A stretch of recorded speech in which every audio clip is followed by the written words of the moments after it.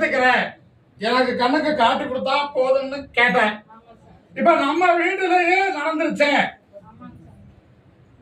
என்னால பார்க்க முடியல, வேதனையும் சிந்தனையும் பிரதிபலிக்க முடியல, கை கால்ல பங்கம் ஏற்படும் சொன்னேன். இப்ப அதே போல நடந்துருச்சு, நடக்க முடியாம தவிக்குது, வேதனை வலியிலும் துடிக்குது, என்னால் பார்க்க முடியல. கருச்சாமி, இதுக்கு விமர்சனம் வேணும். நான் கேட்ட வரம் தவறு என்று உணர்றேன்.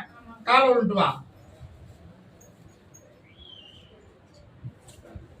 கருச்சாமிக்கு, செந்தூர் நாதனுக்கு, அடிவேலனுக்கு, 18ஆம் படியனுக்கு,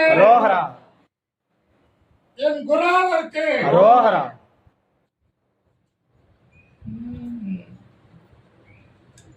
என்ன செய்யலாம்? நடமாட்டம் இருந்தா போதும். அம்மா முன்னாடி இவங்க 2 பேர்த்தையும் நல்லா வச்சிருங்க. இந்த கோயில் நிர்வாகத்திலே இவங்க 2 பேரும் நடத்துற மாதிரி பண்ணி கொடுங்க.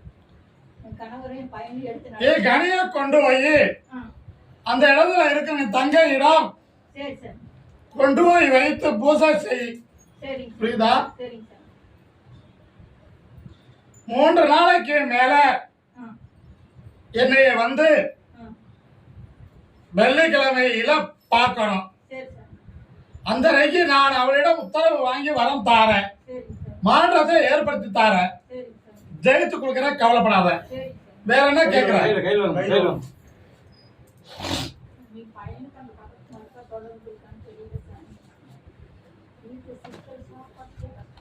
இந்த கனியை கொண்டு போய் நான் சொன்னது போல அந்த இடத்துல வச்சிரு. இத கனியை கொண்டு போய் இதோட இன்னொரு கனி சேர்த்து வியாபாரம் செய்து எல்லோரும் சாப்பிடலாம். சரியா? மாற்றம் கிடைக்கு, அவனுடைய புத்தியும் செயலும் மாறாது, உறுதியாக இருக்கும், வெற்றி ஆகும். பழையபடி திரும்பாத அளவுக்கு காத்து தார, அவனுக்கும் ஒரு பொருளாதாரத்தை அமைச்சு தார, ஜெயித்து கொடுக்குறேன்.